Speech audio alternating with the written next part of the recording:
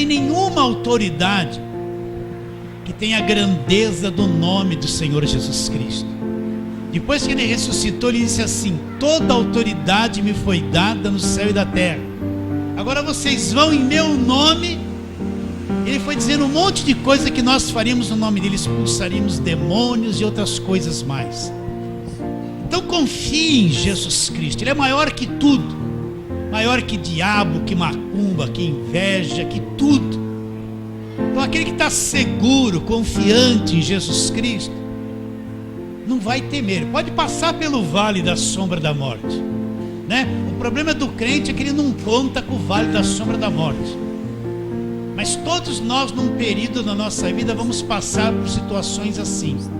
Mas ainda que passemos por isso, não temerei. Mas só não teme aquele que crê, que confia, que conhece Jesus Cristo. Amém? Então fala assim: graças a Deus, glória a Deus, Jesus está acima de tudo. Uma vez ele disse: não temas, ó pequeno rebanho, porque agradou-vos ao Pai dar-vos o reino. Ele já te deu o reino. Acredita nisso? O reino está dentro de nós. Então vamos a breves avisos. Agora em fevereiro, se esforce para não faltar em nenhum culto. Por quê? Porque nós vamos começar uma série de pregação da carta de Paulo aos Gálatas. O crente que ainda não tem domínio sobre a carta dos Gálatas ainda tem uma fé deficiente. Então se esforce para estar presente. A libertação vem pelo conhecimento, nunca esqueça isso. Não vem pela gritaria, por quanto você gritou. Não vem por quantos nomes de demônio a pessoa falou. Não vem porque se bateu o pé no chão, se tomou banho de óleo. Jesus Cristo disse: e conhecereis a verdade vai fazer o quê? A verdade conhecida vos libertará. Então se esforce para estar nesse mês de janeiro e fevereiro inteirinho, para que a gente possa aproveitar o máximo o conhecimento da carta aos Gálatas. Fala assim, amém. Então vamos para a palavra, João capítulo 5, e nós vamos ler versículos 1 a 9, João 5, versículos 1 a 9.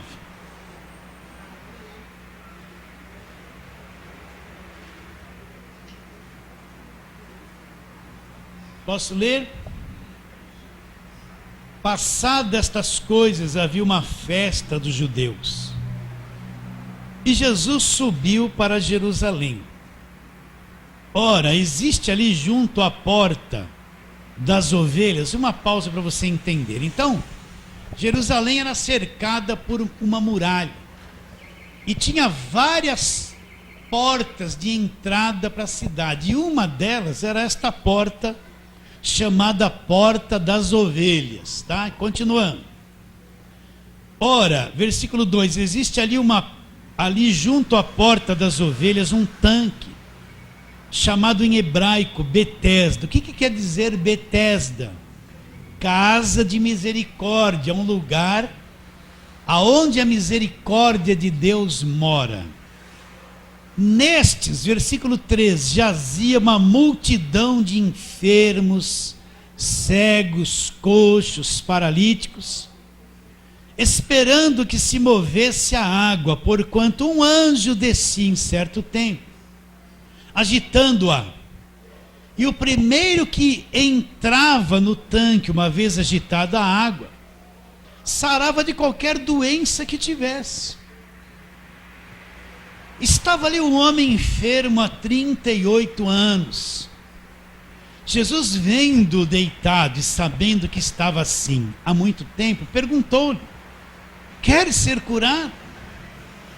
Respondeu o enfermo: Senhor, não tenho ninguém que me ponha no tanque quando a água é agitada, pois enquanto eu vou, desce outro antes de mim. Então lhe disse Jesus: levanta-te, toma o teu leito e anda. Imediatamente o homem se viu curado, e tomando o leito pôs-se a andar, e aquele dia era sábado. Vamos orar. Senhor, estamos diante aqui de uma grande verdade, Senhor. que precisa florescer no meu coração, no coração dos meus irmãos. Confiamos muito no Teu Espírito, que Ele abre o nosso entendimento. Que a coordenação desse texto nos trará conhecimento, compreensão, liberdade, Senhor. Assim, nessa confiança, nós oramos pela fé, crendo em nome de Jesus. Fala assim, amém. Muito bem. Esse texto é a cura de um paralítico. E começa a dizer que, junto à porta das ovelhas, um tanque chamado, em hebraico, Betesda, o qual tem 5 pavilhões. E Betesda é casa de misericórdia. Então ali era um lugar que tinha esse tanque. Esse tanque era a casa de misericórdia. O que é misericórdia? É quando Deus se volta para uma pessoa que está num sofrimento, numa luta, aprisionada, e Deus age de bondade, de amor com ela, de uma forma maravilhosa, sobrenatural, e solta ela, liberta ela daquela situação. E o caso da maior misericórdia de Deus que nós vemos na Bíblia é Cristo morrendo na cruz do Calvário por cada um de nós. Ali a verdadeira misericórdia de Deus se manifestou em favor da humanidade, para a salvação de todo aquele que crê. Então, esse tanque Betesda, casa de misericórdia, tem uma grande multidão em volta dele.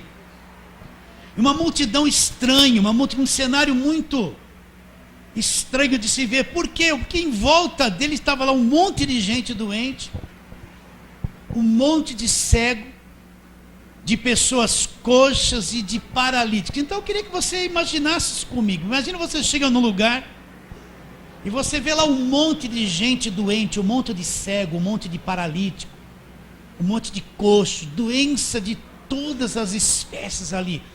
Eu já estive dentro de hospital, um lugar que tinha muita gente doente, e o cenário ali é triste.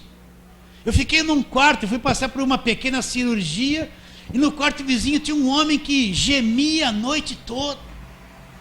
Então, uma hora eu fui dar uma volta lá, porque eu estava bem, fui dar uma volta caminhando, e eu olhava para dentro de cada quarto. Esse homem gemendo de dor, não tinha nada que tirasse aquela dor dele. O outro tinha sido baleado. Então, naquele andar que eu estava, eu vi muita gente doente, esse cenário feio de se ver, de pessoas enfermas, doentes de todas as espécies. Então era isso que estava em volta ali. Isso aqui é um tipo da humanidade caída, do sofrimento que o pecado traz, da dor, das enfermidades que as pessoas têm. Infelizmente, o pecado trouxe essa coisa chamada enfermidade para o mundo. E todo homem está sujeito a ser enfermo. O nosso corpo, como eu falo sempre, ele é um corpo do pecado, um corpo da vergonha, um corpo de escravidão, que Paulo fala. E a morte está no nosso corpo, ela está inserida nele. A criança nasce, cresce, começa a definhar até o dia que esse corpo vai ser executado por essa coisa chamada morte. Todos morrem. Uns vivem mais, outros vivem menos. Mas todos passam por um tipo de enfermidade, por um tipo de fraqueza, e a morte está nesse corpo. Todos nós vamos morrer. Então esse cenário de doença, de sofrimento, é um quadro da humanidade caída, enfraquecida pelo pecado, sujeita a todo tipo de doença. Então era um quadro terrível de se ver. Agora, o que acontecia? Você olha bem para esse capítulo de número 4, aliás, versículo de número 4. Quando você vê aí entre colchetes, sempre quando você lê a Bíblia, e você vê algum versículo, uma frase entre colchetes, essas duas coisinhas que pegam o versículo todo, uma abre e outra fecha, o que isso significa? Significa que em muitos manuscritos não consta este tipo de afirmação. Então, em muitos manuscritos, certas coisas que você encontra em alguma tradução, quando você vê assim entre colchetes, significa que em alguns manuscritos não constava esse tipo de afirmação. Então, umas têm e outras não têm. Essa que eu estou lendo aqui é atualizada e tem. E diz assim: essa multidão, ela estava concentrada em que ponto? Ela estava esperando que se movesse a água, porque um anjo descia em certo tempo agitando a água. E o primeiro que entrava no tanque, uma vez agitada a água, sarava de qualquer doença que tivesse. Então, eu tive lendo o que alguns estudiosos disseram a respeito deste texto, e uns dizem que isso era real, outros dizem que era uma crendice, né? Então, sendo real ou não, havia essa multidão que se cercava daquele lugar. E elas estavam atentas para aquilo. Um anjo descia. E o primeiro que entrava na água, depois que o anjo se movimentava, era sarado de qualquer enfermidade. Mas se ali era um lugar chamado Casa de Misericórdia, eu não consigo ver a misericórdia de Deus. Um anjo desce ali e mexe a água. E depois, o primeiro que entra ali é curado. E as demais pessoas? E os demais sofredores e doentes que estão ali? Vai saber quando o anjo iria voltar. Um entra ali, é curado, os demais todos não recebem o benefício de Deus. Eu não vejo a misericórdia de Deus dessa forma. Eu vejo a misericórdia de Deus assim: Deus quer abençoar a todos. Deus quer que todos sejam salvos. Deus quer que as pessoas encontrem nele cura, não um ou outro. A misericórdia de Deus é muito mais abrangente do que esse quadro de um anjo agitar a água. O primeiro que entrasse ali, pronto, o resto não tinha mais efeito, continuava sofrendo, e vai saber quando lá esse anjo viria novamente para mover as águas. Eu vejo a misericórdia de Deus querendo alcançar todos os homens, querendo salvar todos os homens, não criando um quadro limitado onde só um era abençoado, beneficiado, o outro não. Então Deus é grande, a sua misericórdia, a palavra diz que se renova a cada manhã, a coisa se torna grande, renovada a cada manhã. Eu não vejo Deus olhando para o homem, fazendo acepção de pessoas, mas eu vejo Deus olhando para as pessoas, amando todas, querendo alcançar todas, querendo com que todas enxerguem a verdadeira obra da cruz. Eu vejo Deus assim. Agora, o que aconteceu? Jesus chega naquele lugar. Jesus é a visitação de Deus para aquele lugar. Aonde Jesus Cristo chegava, ele era reconhecido. Em Mateus 8, uma grande multidão estava atrás de Jesus. Chegou lá um leproso, adorou Jesus e disse assim: Jesus, se tu queres, tu pode curar-me. Jesus, estendendo a mão, disse: quero, fica limpo. Ele ficou limpo da lepra. Em todas as ocasiões que você encontra em Mateus, Marcos, Lucas e João, por onde Jesus passava, a multidão afluía, a multidão era atraída, a multidão enxergava, corria atrás dele. Jesus estava sempre muito apertado. Naquele tempo não tinha aparelho de som, não tinha televisão, não tinha microfone. Como Jesus conseguia levar 5.000 homens para um deserto, sem contar mulheres e crianças, e lá multiplicar pão para alimentar 5.000 homens? As pessoas andavam atrás dele. Agora Jesus se aproxima desse lugar. Essa multidão está tão ali voltada para a água e para o anjo, e não consegue perceber a presença de Jesus. Não consegue perceber que a verdadeira misericórdia de Deus, que é Jesus Cristo, havia chegado. Não consegue perceber que alguma coisa muito superior à água e anjo estava ali. Jesus chega ali e aquele povo está tão concentrado na água e do anjo, que eles ficam sem nenhuma sensibilidade para a pessoa de Jesus Cristo. Eles estavam atraídos pela água e pelo anjo. Então vamos falar um pouquinho disso. Hoje em dia existem tantas coisas chamando a atenção das pessoas. tantas coisas atraindo as pessoas para si mesmo, tantos homens atraindo as pessoas para si mesmo, e as pessoas dão muita atenção a isso e perdem totalmente a sensibilidade para a obra da cruz e para a pessoa de Jesus Cristo. É tanta coisa inventada. Um dia desses eu ouvi um indivíduo dizer assim: se você tivesse um comércio, se você tivesse um comércio, se você fosse empresário, ele iria distribuir um pouquinho da terra de Jerusalém, terra orada. E se você fosse lá, pegasse um pequeno saquinho com aquela terra, você ia jogar na frente do teu comércio, aquela terra orada de Jerusalém. Traria benefícios para o teu comércio. E as pessoas correm atrás disso, elas acreditam que uma terra vai resolver o problema do negócio delas. E elas ficam tão atraídas por esse tipo de conversa, que ficam sem nenhuma sensibilidade para Jesus e para a obra da cruz. Outro indivíduo disse que foi lá para um deserto, perto de Israel, e trouxe uma sarça de lá. Uma toceira de capim assim. E ele ia pôr na frente do púlpito lá. E todo aquele que cresce naquela sarça, como a sarça ardeu, e Deus falou com Moisés, chamou Moisés para o ministério, a pessoa, aquele que olhasse para a sarça do altar, um mato, nem se sabe se veio de qualquer deserto de Israel, iria ser abençoado, liberto, iria acontecer como aconteceu com Moisés na vida deles. Agora as pessoas gostam disso, elas são atraídas para isso.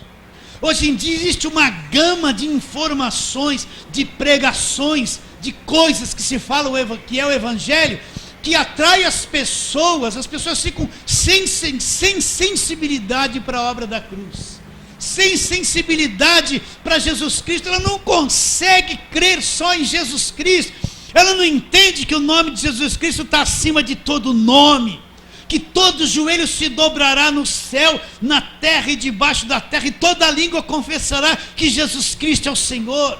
Ela não consegue crer que Jesus disse: toda autoridade me foi dada no céu e na terra, vão em meu nome, agora prega o Evangelho para toda a criação. Elas não conseguem se satisfazer com Jesus. Por quê? Elas são atraídas para outras coisas. Elas são atraídas para pegar num véu, para passar num corredor de sal, para passar entre dois pedaços de madeira que falaram que era uma porta. Ela é atraída por tanta coisa. Ela é atraída por tanta feitiçaria evangélica. E quando Jesus Cristo chega, a pessoa não tem nenhuma sensibilidade para Jesus. Vocês estão entendendo isso ou não? Jesus chegou ali, ninguém o reconheceu. Ninguém percebeu que Jesus estava ali, chegou naquele lugar. Ele era a verdadeira misericórdia de Deus, que poderia curar todos aqueles enfermos sem eles tocar na água e sem descer nenhum anjo. Porém, ninguém deles percebeu que Jesus tinha chegado ali, todo aquele coração.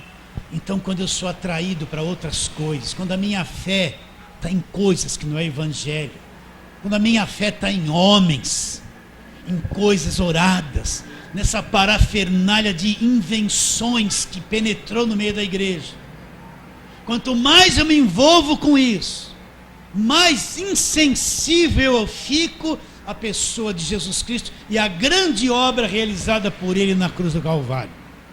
Então, por isso, meu irmão, nós estamos num tempo perigosíssimo, um tempo de muitas atrações que desviam as pessoas da fé em Cristo, um tempo de muitas invenções, de muitos artifícios, de muitas peças teatrais. Tem verdadeiros artistas atrás de púlpitos inventando coisas para atrair as pessoas para eles.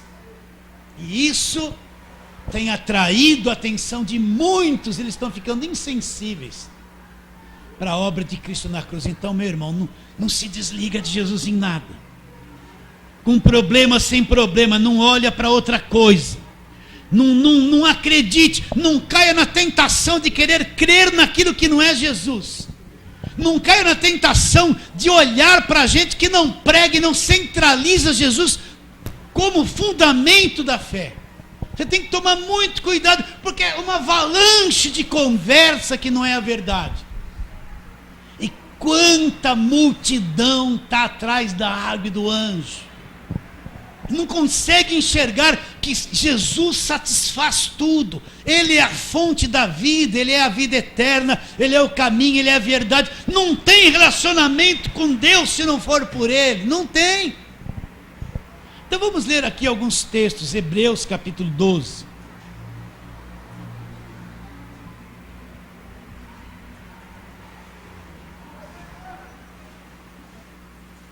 Hebreus 12, o escritor está falando isso e escrevendo esta carta aos judeus.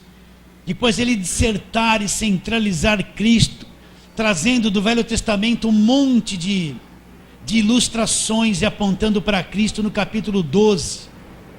Ele fala a partir do versículo 1, portanto também nós, visto que temos a rodear-nos tão grande nuvem de testemunhas, desembaraçando-nos de todo o peso e do pecado que tenazmente nos assedia, corramos com perseverança a carreira que nos está proposta. Agora preste atenção, isso aqui está sendo escrito para judeus que viviam debaixo de lei, que estão se abrindo para o evangelho, que tinham muitas informações, que conheciam tudo sobre Moisés, sobre Davi, sobre Salomão, sobre os profetas maiores e menores.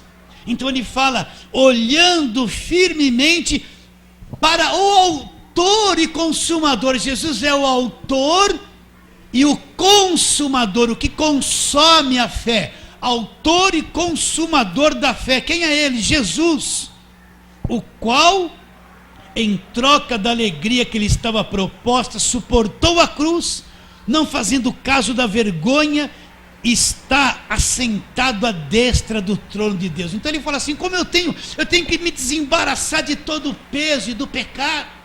Então nós não podemos viver, querer seguir Jesus carregando peso e pecado, me desembaraçar de tudo isso. Corre com perseverança, uma coisa contínua, constante, a carreira que nos está proposta. Qual é a carreira que nos está proposta? A carreira de ser um crente verdadeiro e crer em Jesus Cristo. É correr com perseverança, não é? Vou fazer uma pequena ilustração aqui. Eu gosto de correr. Eu corro, agora nas férias corro quase todo dia. De vez em quando encontro a Márcia lá passeando com o cachorrinho. E quando a gente corre, eu gosto de correr, né? Quase todo dia, estou emagrecendo meio quilo já. Mas chega uma hora na corrida, para quem corre, você está com a perna cansada. E o corpo fala assim, para, mas eu não dei as 10 voltas na praça, eu só dei 6, mas falta 4 ainda.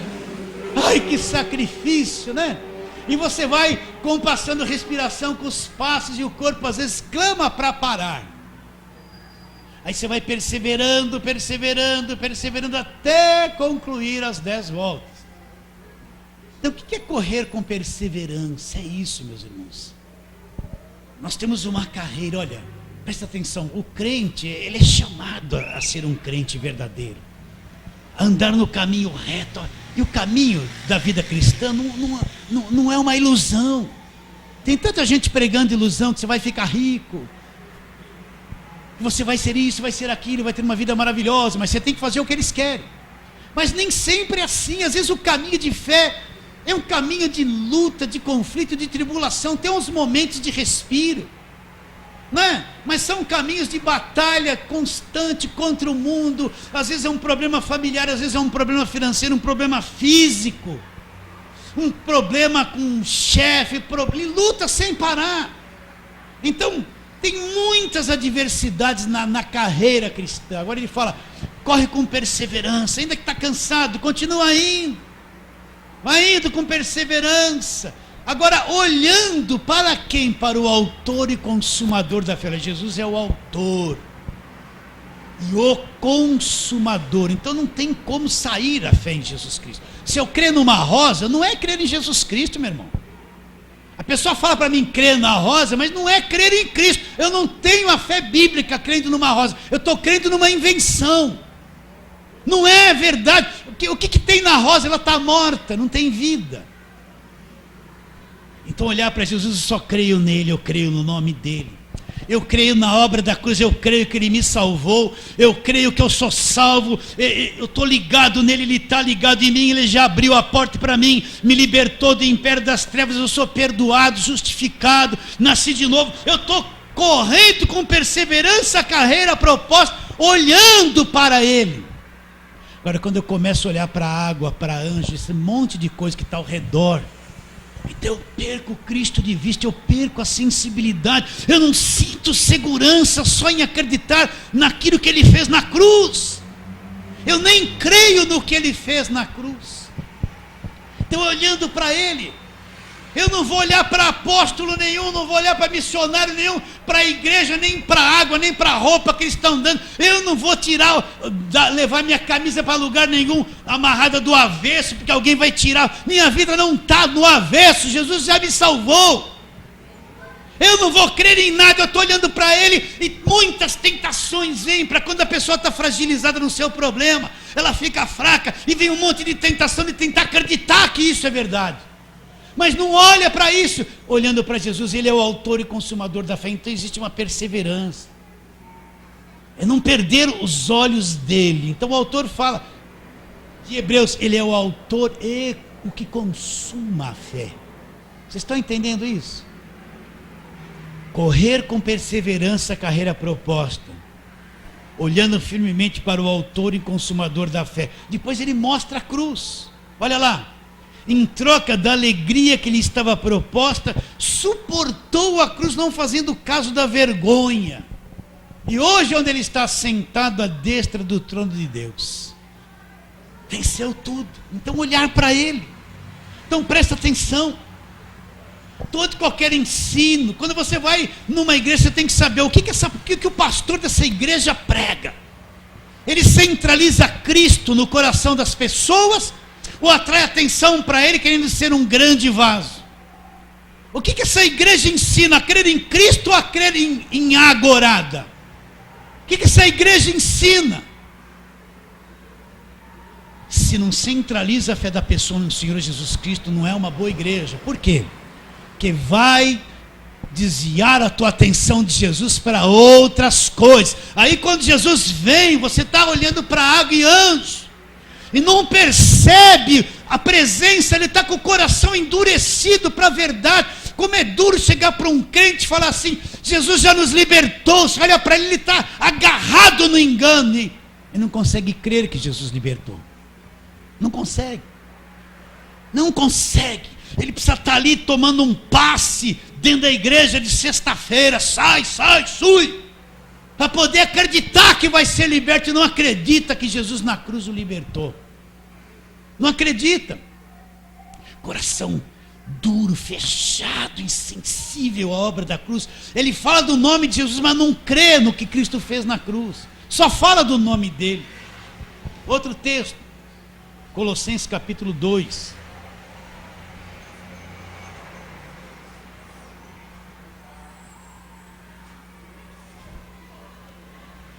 Versículo 6. Colossenses 2, 6. Ora, como recebestes Cristo Jesus o Senhor, assim andai nele radicados e edificados e confirmados, tal como fostes instruídos, crescendo em ações de graça. Então olha o que Paulo fala. Como você recebeu Jesus Cristo, anda nele radicado, nele edificado, nele confirmado na fé, como fostes instruídos. Paulo havia os instruídos a isso, crescendo em ações de graça. Então conforme eu vou me radicando, me firmando, me enraizando em Cristo, as ações de graça começam a se manifestar na minha vida. Deus manifesta a graça de Deus vai tendo uma ação na minha vida, na minha mente, no meu coração, em todos os aspectos da minha vida. A graça vai agindo quando eu estou enraizado, radicado, firmado em Cristo. Versículo 8. E cuidado que ninguém vos venha enredar com sua filosofia. e vãs sutilezas, conforme a tradição dos homens, conforme os rudimentos do mundo, e não segundo Cristo. Então, cuidado que ninguém venha enredar você com o quê? Com filosofia, com sutileza. O que é uma sutileza? É criar uma coisa, né? Eu vou mostrar aqui uma sutileza, meus irmãos. Eu estava orando no monte, Deus me revelou que eu tinha que comprar um monte de caneta dessas e ungir essas canetas. Mas eu senti uma luz tão forte lá no monte, eu até estremeci. Aí todo mundo já está olhando para mim, olha a sutileza. E eu vou distribuir essa caneta ungida, e Deus me mostrou que aquele que der uma oferta e levar essa caneta, todos os contratos que assinar com ela, Deus vai abrir as portas de uma forma maravilhosa. Aí todo mundo vai ficar assim. É a sutileza. Vocês estão entendendo? Eu crio uma coisa, vou infundir essa coisa na cabeça da pessoa, desvio a atenção de Cristo para uma caneta, aí a pessoa vai dar R$1.000 por ela. Vai dar. Não vai? Isso é uma sutileza. Então ele está dizendo, cuidado, que ninguém vos venha. O que é enredar? O peixe vem, você põe a rede, ele crava lá, caiu na rede e está pego, não vai para trás nem para frente. Ele entra, passa com a cabeça assim, as guelras dele se abrem, e morre ali. Então enredar é isso, é ficar preso numa rede religiosa. Ele fala assim, ó, filosofia e vãs sutilezas, coisas sutis, conforme tradição dos homens e os rudimentos do mundo, as coisas que vêm do mundo, e não segundo Cristo. Então cuidado para não cair nessa rede, meus irmãos. A nossa fé está em Cristo, eu não vou perder a sensibilidade, eu não vou voltar para trás, não vou olhar para outra coisa, não vou olhar. E eu não assisto mais nenhum programa de televisão, eu não ouço mais nenhum programa evangélico no rádio. Eu me limpei de tudo isso, porque nada dessas coisas tem me acrescentado mais. Não consigo. É uma choradeira, é só pedição de dinheiro o tempo todo, é só levar as pessoas a fazer voto o tempo todo, dar o dízimo, uma oferta do tamanho do dízimo o tempo todo, é só tomar o que as pessoas têm o tempo todo, e prometer uma vida nem que a Bíblia promete. Eu fui chamado para falar isso. Você aceita isso? Eu não dá. Nem música evangélica eu estou ouvindo muito. Porque uma música canta, não me abandone, Senhor, me ajuda, não se esqueça de mim. Mas ele diz que nunca vai me abandonar e não vai se esquecer de mim. Como é que eu vou cantar para ele não esquecer? Eu não creio que ele diz que está comigo o tempo todo. Mas música que leva você à incredulidade, fora do evangelho. É uma emoção bonita que canta, mas não fala a verdade. Não dá para ouvir isso. Entende o que eu estou dizendo ou não? Cuidado que ninguém vos venha enredar, por você numa rede te amarrar há anos. Então Jesus chegou ali, e nenhuma daquelas pessoas, a atração pelo anjo e pela água era tão grande, que elas estavam insensíveis, não perceberam que Jesus estava ali. Ninguém percebeu. Ele era a verdadeira misericórdia de Deus, visitando aquele lugar, cumprindo aquilo que se chamava casa de misericórdia. Vamos voltar para o texto. João 5.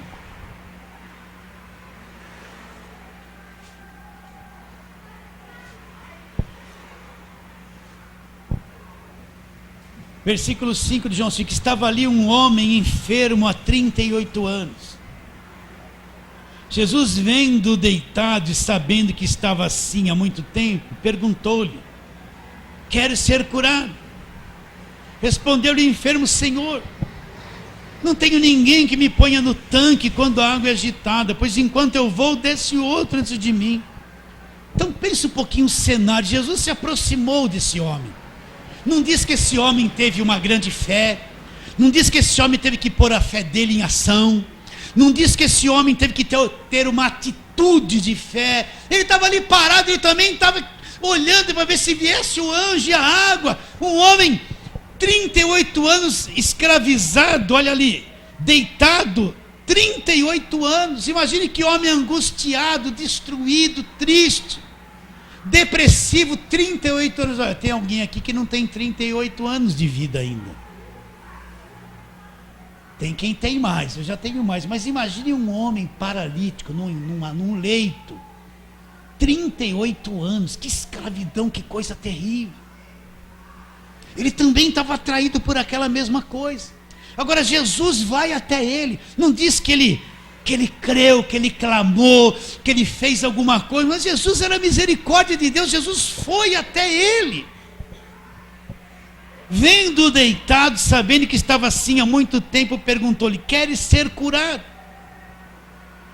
Por que Jesus perguntou para ele: quer ser curado? Se todos aqueles que estavam ali estavam atrás de uma cura, ele também era um que estava ali querendo uma cura, tentando esperar esse anjo, tentando esperar o mover da água. Ele estava ali há 38 anos doente.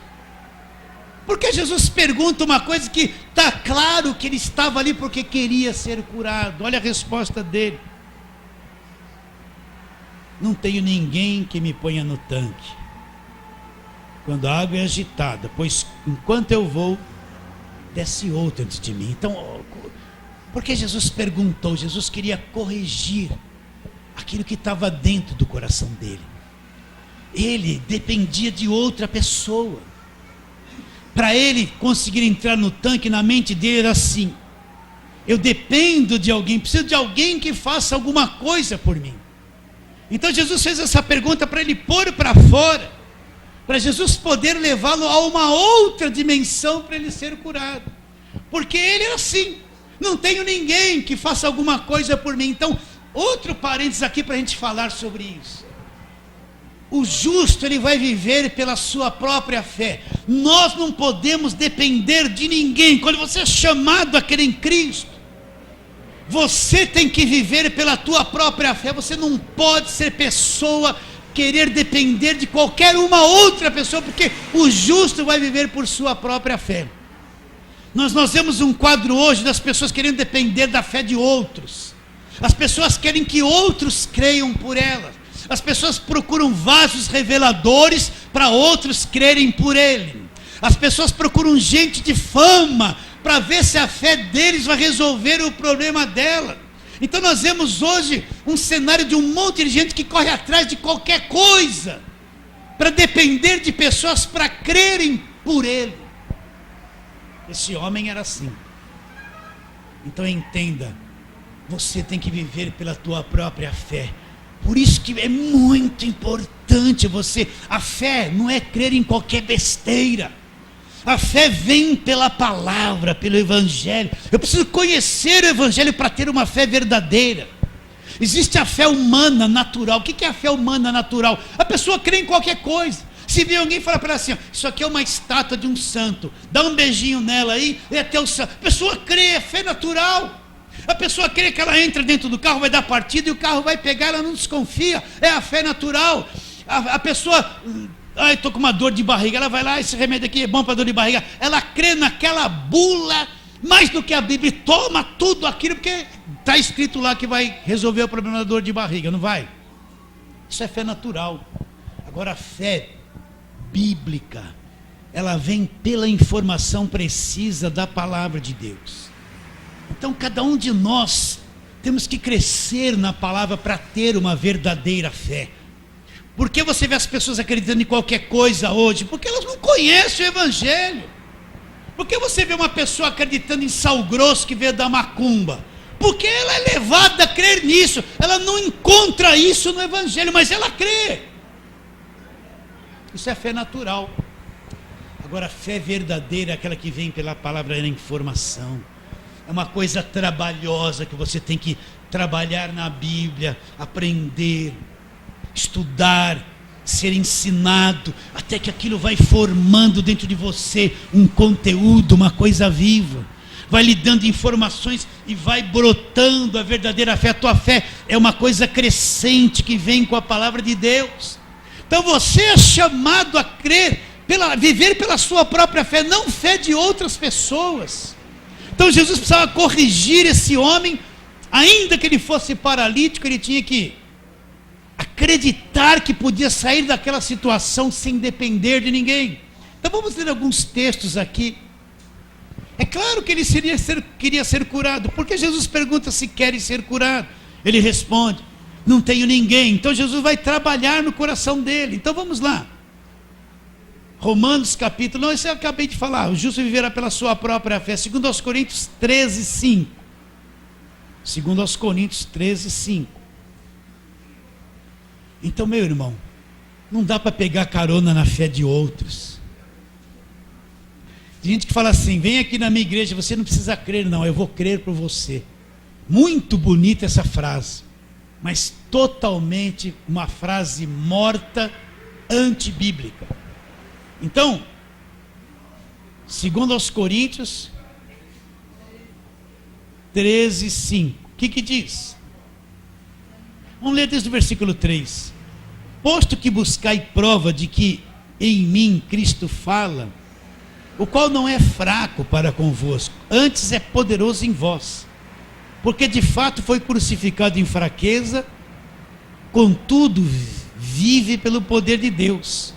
Porque nós também somos fracos nele, mas vivemos com ele para vós outros pelo poder de Deus. Depois ele fala, examinai-vos a vós mesmos, se realmente vocês estão na fé. Provai-vos a vós mesmos. Ou não reconheceis que Jesus Cristo está em vós? Se não é que já estás reprovado. Então Paulo fala, faça um exame de você mesmo. Examine você se você realmente está na fé. Se você realmente está crendo na verdade. Faça uma prova, provai-vos a vós mesmos. E depois ele fala, ou vocês não reconhecem que Cristo está em você, ou ainda vocês não enxergaram que Cristo está em você. Faça uma prova, examine o seu coração, se realmente você entende que Cristo está em você. Então ele manda nós olharmos para nós. Você crê mesmo? E se acontece um monte de coisa na tua vida errada, você continua crendo que Cristo está com você? Você vai deixar de ser crente ou vai permanecer como se nada tivesse acontecido? E se vem uma luta financeira, você consegue acreditar que Cristo está em você? Ainda que isso veio, nada se alterou da fidelidade dele para com você. Você não vai mudar de comportamento, não vai cair, choramingar, não vai voltar a fazer campanha da prosperidade porque teve um problema financeiro. Vai permanecer na fé ou volta para trás? Aconteça o que acontecer, a tua fé tem que ser a mesma. Se o conhecimento está aqui, ela tem que ser a mesma. Examinai-vos a vós mesmos se estão na fé. Provai-vos a vós mesmos, né?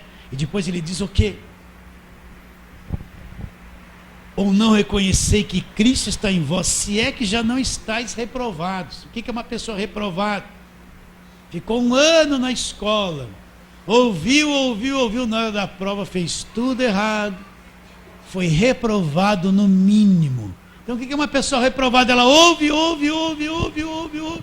Na hora de crer, de ver, ela volta para trás e volta para tudo aquilo que ela havia largado, volta para aquela fé enganosa do passado, fica parada. Quanta gente é reprovada, mesmo estando dentro da igreja. Outro texto, Romanos capítulo 14, volta um pouquinho. Não é a fé dos outros, é a nossa própria fé. Romanos 14.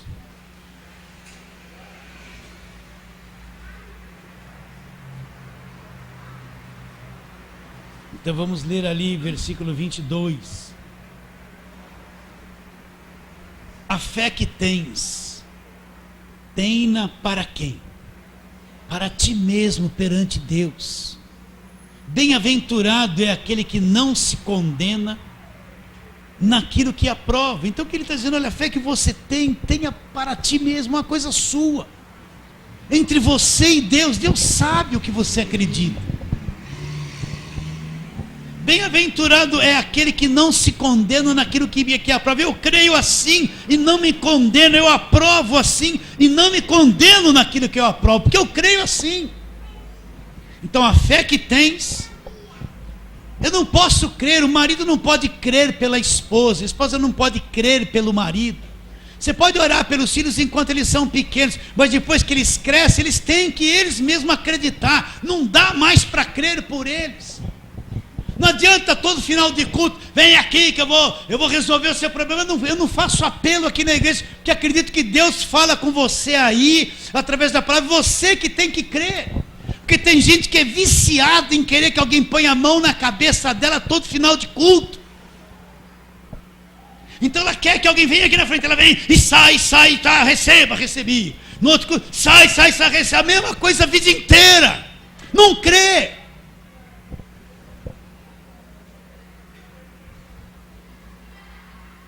Você crê?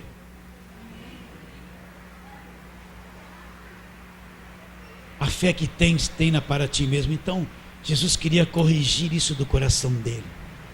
Você não precisa de ninguém, presta atenção, meu irmão. Você não precisa de mim. Eu sou pastor aqui da igreja. E não sou grandes coisas. Você não precisa de mim. Você só precisa daquilo que você acredita. Você está entendendo isso? Por isso que eu não fico muito atraindo as pessoas para mim, porque elas ficam dependentes. Elas querem que você ore para elas o tempo todo, querem que você impõe as mãos na cabeça dela o tempo todo. Elas ficam dependentes. Aqui eu deixo você solto, porque eu quero que você creia por si mesmo, aprenda a andar por si mesmo, ande na verdade, confie, tenha a sua própria fé, não dependa de mim para nada. Aí você vai se tornar um crente maduro, independente, como Deus quer que você seja. Jesus precisava corrigir isso. Você está esperando que alguém faça alguma coisa por você?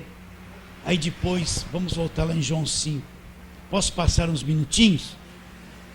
Fala assim, amém. Amém. Se não fala nada, ultimamente eu estou passando muito, né? Respondeu o enfermo, versículo 7. Senhor, não tenho ninguém que me ponha no tanque quando a água é agitada, pois enquanto eu vou, desce outro antes de mim. Agora, então Jesus lhe disse, levanta-te, toma o teu leito e anda. Levanta-te, toma o teu leito e anda. Como Jesus ia pedir para ele fazer uma coisa que ele nunca tinha feito na vida? Agora, olha lá a resposta. E imediatamente o homem se viu curado. Quando Jesus disse assim, repare bem, não está dizendo esse texto que esse paralítico teve uma grande fé. Esse texto não está dizendo que ele clamou por Jesus Cristo. Esse texto não está dizendo que ele... Não, a Bíblia nem fala que ele teve fé. A Bíblia fala só que Jesus deu uma ordem. Levanta, toma o teu leito e anda. É isso, ele falou, acabou. E o homem teve uma visão. Qual a visão que o homem teve? O homem, antes que a perna dele ficasse boa, antes que ele ficasse curado, ele teve uma visão. Através daquela palavra de Jesus. O homem se viu. Ele se viu curado. Então veja bem. A coisa primeiro acontece no mundo espiritual, depois ela se materializa. Então às vezes a pessoa quer uma coisa de Deus, ela quer ver a coisa. É o Tomé. Se eu não ver o sinal dos cravos na mão, não pôr o meu dedo lá e não tocar nele, eu não vou crer. Foi isso que Tomé disse quando os discípulos disseram, vimos o Senhor. Então, quando eles estão reunidos, Tomé junto com eles, está lá em João 20, se eu não me engano. Primeira coisa que Jesus aparece e fala, vem aqui, Tomé. Põe tua mão aqui, veja, olha o sinal dos cravos. Não seja incrédulo, mas crente. Jesus disse para ele, porque você viu, você creu, feliz, bem-aventurado é os que não viram e creram. Então, nós queremos mudar o princípio espiritual. O princípio espiritual é primeiro crer. Mas o princípio humano é querer ver. Por isso que as pessoas são atraídas por coisas materiais. Elas querem crer mexendo, tocando. Não. O primeira coisa acontece na fé no mundo invisível. Depois que houve a fé, então aquilo se materializa no âmbito material visível. Primeiro crer. Então às vezes você crê, mas a coisa não acontece no segundo seguinte. Às vezes aquilo que você creu, Abraão creu em Deus, mas só que o filho foi nascer 25 anos depois que ele recebeu a promessa. E ele ficou 25 anos na fé, não ficou? Ele creu, foi imputado por justiça, mas só veio se materializar depois de um longo tempo. Então você crê, a coisa se manifesta. Agora fica naquilo que você creu. Fica naquilo que você creu. Passou uma semana, duas. Não dispersa a tua mente. Não dispersa o teu coração. Não dispersa daquilo que você creu. Segura aquilo ali. No tempo de Deus aquilo vai acontecer. Você acredita nisso? O homem se viu curado. Imediatamente o homem se viu curado e tomando o leito, pôs-se a andar, e aquele dia era sábado. Quando ele se viu curado, ele se viu capacitado para tomar o leito e andar e fazer exatamente aquilo que Jesus Cristo fez. Então, 38 anos de escravidão, de cativeiro, de doença, de sofrimento, de tristeza, de angústia, naquele momento, aquilo foi desfeito pelo Senhor Jesus Cristo. Entende isso, meu querido irmão? Então, vamos viver pela fé, creia. Olhe para Jesus e não desvie nem para a direita, nem para a esquerda. Fala assim, amém. Então vamos ficar em fé para terminarmos. Feche os teus olhos, comece a adorar a Deus um pouquinho.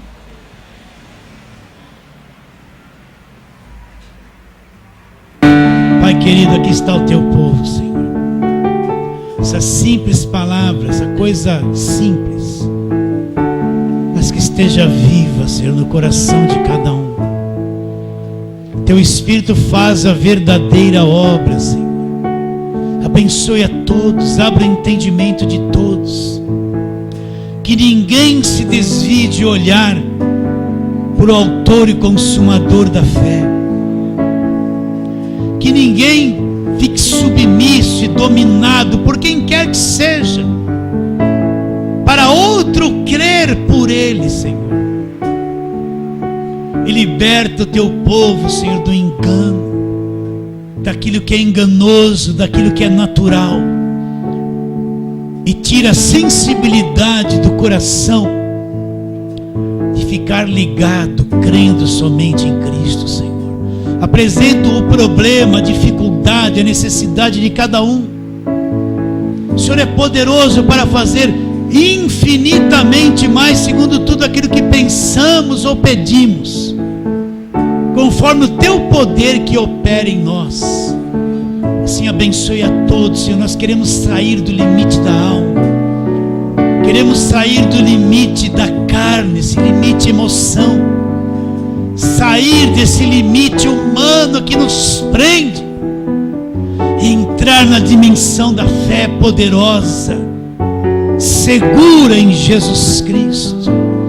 Declaramos a bênção sobre todos pela fé em nome de Jesus. Fala assim, graças a Deus. Fala para o teu irmão, sai na fé, meu irmão. Vai em paz, vai em paz.